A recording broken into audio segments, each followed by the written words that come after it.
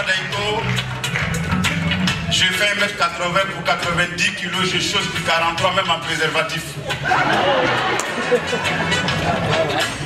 Je suis le président du Dromican. Je ne bois pas, je ne fume pas. Le Dromican, pour ceux qui ne le savent pas, c'est celui qui lève un peu le coude. Bon, c'est comme un chef d'État, quoi, africain. Il ne vole pas. C'est l'entourage qui vole. Peuple mien, tout le monde le sait dans ce pays que j'ai été candidat aux élections présidentielles. Nous étions 14 candidats et j'ai été classé 11e, donc je n'ai pas été dernier. D'abord, qui sont ceux qui ont voté pour le cas lever le doigt, je vais voir. Ah, je comprends pourquoi j'ai perdu. Alors, candidat aux élections, les gars, arrêtez la musique là, c'est pas un concert. C'est bon, c'est bon, c'est bon, c'est bon. Je peux appuyer sur pause, voilà. C'est pas un technicien ivoirien. Adama Daïko, candidat aux élections présidentielles. Les amis, c'était chaud. Il y a un candidat qui voulait hypothéquer ma carrière politique. Heureusement, j'ai été très vigilant. J'étais en plein meeting. À Bobo, un quartier populaire. Oui, accouchement gratuit. Accouchement gratuit. Vous connaissez femmes? Elles aiment cadeau. Eh, nous on va d'accouchement gratuit. Il dit, mesdames, vous allez où? On va d'accouchement gratuit. Il dit, venez ici. Est-ce que pour vous enceinter, on paye? Mais mes enfants, chaque fois quand je leur parlais à cette époque de ma candidature, papa, c'est vrai? Papa, ce que tu dis là, c'est vrai? Il dit, mais pourquoi à chaque fois quand je vous me dites c'est vrai? Ah, papa, quand tu fais politique maintenant? Il dit, ah, je comprends. Les enfants pensent que les politiciens mentent. Non, les politiciens ne mentent pas. Ils économisent la vérité pour la dire un jour. Je suis originaire d'un pays très particulier, qui a une démocratie particulière. Un pays qu'on appelle la Côte d'Ivoire. Depuis que ce pays a été créé, depuis que ce pays est indépendant, il n'y a jamais eu de passation de charge entre deux présidents. Oufo-Boigny est décédé, il est parti sans faire de passage. Bédia est venu. Il n'a pas fait de passage. Il a pris son hélico pour aller au Togo. Guy, paix à son âme, est parti sans faire de passage. Le Woody est venu. Il est parti à son tour sans faire de passage. Il y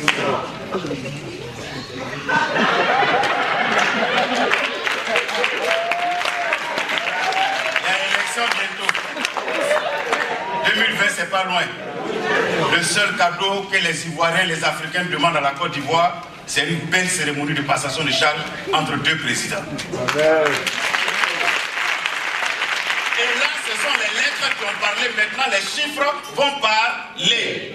1999, 1 plus 9, 9, ça fait 28. 28, ça fait 10. 10, c'est 1 plus 20 égale à 1. Premier banque en Côte d'Ivoire. 99, coup d'État. En 2000, 2 plus 0, 0, 0, 2. Deuxième banque. Guéhi est parti. Coup est venu. 2010, 2 plus 0. Plus 1, plus 0.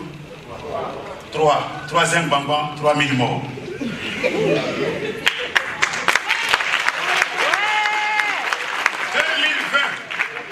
2 plus 0 plus 2 plus 0, ça donne 4. Quatrième banque? Non, on ne veut pas de quatrième banque, on ne veut pas de quatrième. Voici pourquoi il faut créer les conditions idoines pour qu'il y ait une passation entre deux présidents. Comme en 2020, je ne serai pas candidat, je serai président, et bien la passation aura lieu entre mon grand frère et moi. Les amis, la politique c'est comme une drogue.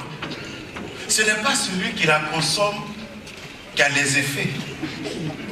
Mais ce sont ceux qui entourent le consommateur qui prennent le pot cassé.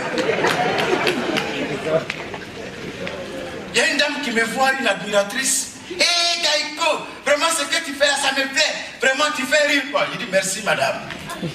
Vraiment j'aime ton affaire. En fait, elle cherchait un adjectif qualificatif pour me témoigner sa gratitude.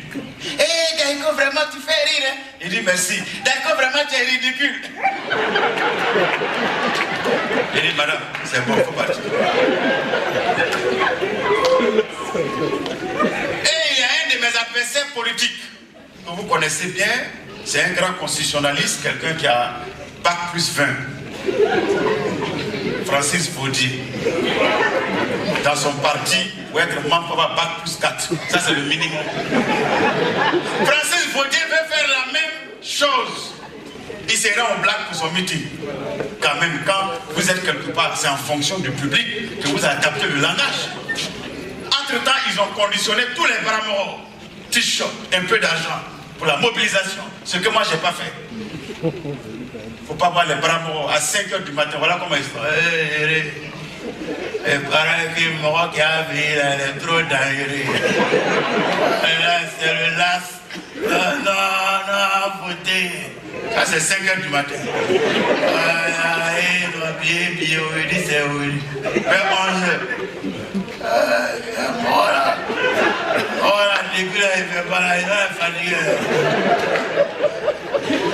Quelque temps après, voici le cortège du candidat Francis Vaudier qui arrive. Bien que voilà,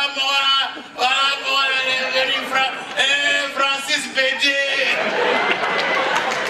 On dit pas Francis Vaudier, on dit Francis Vaudier. Vaudier, c'est même dire. Mais toi, Francis Vaudier, tu arrives au meeting, mais quand même, regarde un peu le regard des gens. C'est pas l'université. Il prend le micro. Jeunes gens, merci pour la mobilisation. Je suis venu solliciter vos suffrages pour le prochain scrutin. Tu as fini en anglais, il faut parler en français. C'est là qu'il a compris qu'il fallait changer. Voilà. Tu veux faire comme Daiko, c'est pas pareil. Mais les amis, dans la vie, il n'y a pas que la politique. On me dit pourquoi Adama Daiko, moi je vais être candidat aux élections. Il dit mais si les politiques font la comédie à ma place, moi Daiko je ferai la politique à leur place. Si les politiques en Afrique ne veulent plus de comiques dans le jeu démocratique et pacifique, alors qu'ils cessent de jouer les comiques avec un peuple qui vit des réalités hypothétiques, chaotiques et critiques. Parce que quand on est au pouvoir, on ne pense pas à sa chute, c'est quand on a chuté qu'on pense au pouvoir. Mais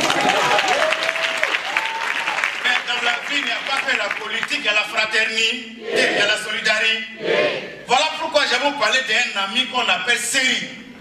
En Côte d'Ivoire, quand on dit Séri, c'est l'ethnie BT. C'est le citoyen le plus frustré de la République de Côte d'Ivoire. Tellement Séri est frustré pour une question de sécurité. Séri porte boubou. BT qui porte boubou à Gagnoua, dans la ville natale de son leader. On dit Séri, tu portes boubou. Je dis je porte ma boubou, on n'a pas le choix. C'est mon cas d'identité qui est là. Quand il me voit là, les policiers, il croit que j'ai un djoula. Et il dit, tes mains. Passe. Bon aussi, j'en passe. Quand il me salue, assalamu alaikum, j'allais répondre, assalamu alaikum salam. Tellement il est frustré. Séri se rend à l'hôpital de Gagnoua parce qu'il a appris que son frère Atea est dans le coma depuis 1 mois. C'est la solidarité. Et voilà Séri. Séri à l'hôpital de Gagnoua. Son frère Atea est couché là, en réanimation.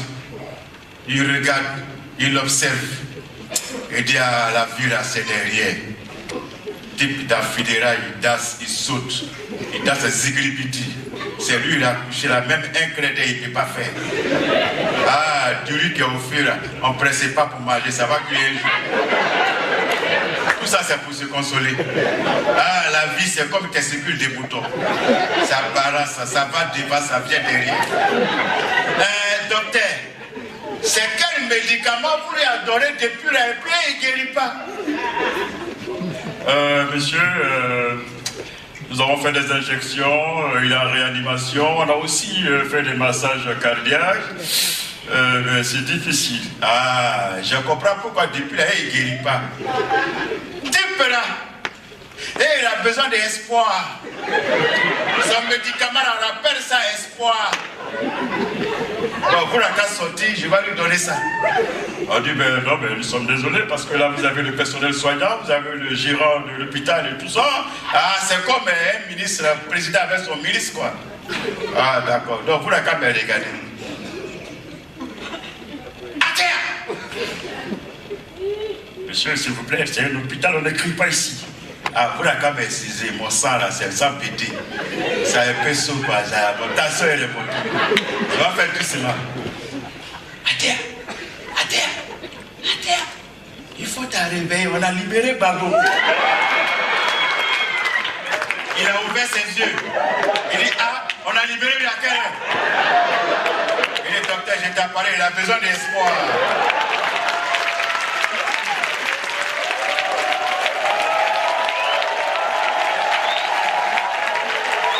Calmez-vous, calmez-vous. Paul Biya, 35 ans, c'est pas trop? Je vais vous répondre que c'est pas trop. Paul Biya, c'est un fonctionnaire international. Il travaille donc au Cameroun, mais il réside en Suisse. Mais selon vous, qui sera le remplaçant de Paul Biya? Paul Biya, il n'a pas de remplaçant. C'est pas un match de football. Si vous voulez parler des successeurs, je peux répondre à la question. Répondez. Le remplaçant de Paul Biya, il s'appelle M. Biya Paul. Merci beaucoup. On va acclamer très fort, mesdames et messieurs. Nos amis du Cameroun, merci beaucoup. Voilà. Alors nous allons repartir du côté du palais d'Abidjan pour retrouver le président Alassane Ouattara. Monsieur le président Alassane Ouattara, bonsoir et bienvenue sur la radio Dromika FM. Alors monsieur le président, première question, pourquoi vous avez dit Ardo la solution pendant les élections en 2010? Ben, écoutez, mesdames et messieurs, bonsoir. Je suis le président Alassane Ouattara. J'avais donc choisi le slogan Ardo la solution parce que c'était moi le problème.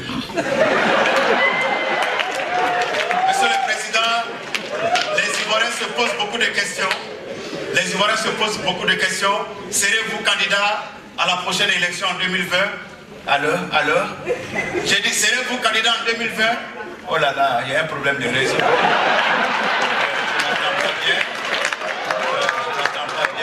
C'est dommage. Bon, monsieur le président, nous allons vous demander tout simplement, votre frère Laurent est à La Haye, vous pensez qu'un jour vous pourrez lui rendre visite? Ben écoute, Laurent Gbagbo c'est mon frère. Ah, là le réseau passe maintenant. Laurent Gbagbo c'est mon frère, il n'y a pas de souci qu'on aille lui rendre visite. Et je pense que, voilà. Monsieur le président, gardez le coup, il y a le président Rikouna Bédié qui est en ligne. Monsieur le président Rikouna Bédié. Adama, ça va? Écoute, je n'ai pas le temps. Je suis en réunion avec le PDG NDA. Si on peut parler rapidement. Ben Adama, écoute, moi j'ai pas de temps, je dois construire un 4e pont, j'ai des réunions avec les investisseurs, vous me mettez comme ça en attente, time is money.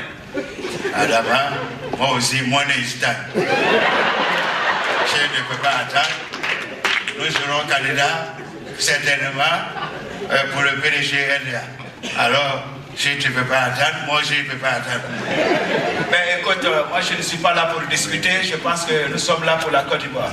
Monsieur le président Rikouna Bédié, serez-vous prêt à rendre visite au président Laurent? Ben, moi c'est mon frère. Je crois que j'ai rendu visite à Boudraman Chagaré, même au genre du PDGI, je crois que 2020, c'est pour nous. Ne quittez pas, gardez le coude, on me fait signe que Laurent Gbagbo depuis La Haye est en ligne, mesdames et messieurs. Par la magie du portable des jeunes Laurent. Allô, monsieur le président Laurent Gbagbo, allô? Oui, allô? Oui, bonsoir, monsieur le président. Bonsoir, Nenko. Vous êtes en direct de la radio Dromika FM. Moi-même, j'écoute cette radio. Je voulais te féliciter. Et vraiment, je t'encourage pour cette radio. Merci beaucoup, merci beaucoup. Alors, vous avez le président Bédié et Ouattara qui vous écoutent, ils sont en ligne. Vous avez quelque chose à leur dire? Si j'ai bien compris, tu as dit Ouattara et Bédié? Oui. Quoi? Oh, moi je les vois. Bon, je voulais saluer Ouattara. Est-ce que ça va? Je me porte bien, Laurent, ça va?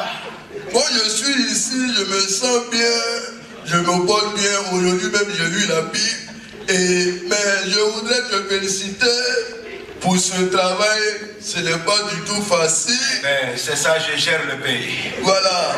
Donc, j'entends par là, bon, c'est pas moi, hein, c'est les gens qui parlent. On dit non, il y a les microbes à gauche, les microbes à droite. Ah, non, Laurent, je t'arrête tout de suite, ce ne sont pas des microbes, mais plutôt des enfants en difficulté avec la loi. Ah, bon, c'est ce que les gens disent, hein. Tu as vu maintenant, quand j'étais au pouvoir, tu pensais que c'était facile. Donc, je voudrais vraiment te donner beaucoup de courage. Merci beaucoup. Sois courageux, ça va aller. Courageux. Toi aussi, sois courageux parce que c'est très long. Voilà, donc je voulais saluer Béni, c'est Béni est là. Allô? Béni, Laurent? ça va? Comment tu me demandes, j'ai Ouattara veut faire un troisième mandat. Moi j'ai parlé, vous étiez là, quand j'ai parlé, vous pensez que je m'amusais. Quand tu n'as pas encore traversé la rive et vu de te moquer de ton ami qui se noie. Donc j'ai appris aussi, c'est les gens qui parlent, on dit tu as Daoukro que tu veux revenir aux affaires. Moi je ne sais pas si c'est vrai. Je n'ai jamais dit que je veux revenir aux affaires. C'est mon épouse Henriette qui veut revenir première dame. C'est bien sûr. Moi, bon, je vous regarde, que la paix soit sur vous là-bas. Moi, je suis à l'aise. Laurent Koudou, Oui. Ouattara et Bédié ont demandé à te rendre visite. Est-ce que tu es prêt à les recevoir? Mais Laïko, tu me connais bien. Le peuple ivoirien me connaît. Je suis pour la paix, je suis pour la réconciliation. D'ailleurs, j'ai reçu plein de personnes à La Haye. J'ai reçu Kakabe, j'ai reçu Essi Amara et même Bali. Donc je suis prêt à les recevoir, qu'ils viennent, mais qu'ils se préparent en venant, qu'ils viennent avec beaucoup d'habits. Mais pourquoi? Beaucoup d'habits, parce qu'on ne sait jamais, il fait froid ici, et soit je retourne à eux, ou bien il reste à moi ici. Alors Laurent, écoute, c'est Ouattara qui te parle. Moi, j'ai le 4e pont à construire. Alors, j'ai beaucoup d'investisseurs qui doivent venir me voir. Je n'aurai pas le temps. Je vais me faire représenter par Ahmed Bakaïko. Alors, Laurent? Je suis là. Laurent, c'est un Bédié qui te parle. Tu vas m'excuser. Je suis en réunion avec les gens du FPI. Je vais me faire représenter par Guikawe. Bon, ce qui est sûr, moi je suis là, les portes sont ouvertes. Le jour où vous avez le temps, vous pouvez venir. Je profite pour saluer les Ivoiriens. Je vous aime. Merci beaucoup, monsieur le président. C'était la 3e partie de l'émission avec nos différents correspondants. La Côte d'Ivoire veut la paix, l'Afrique veut la paix. Nous allons boucler cette émission.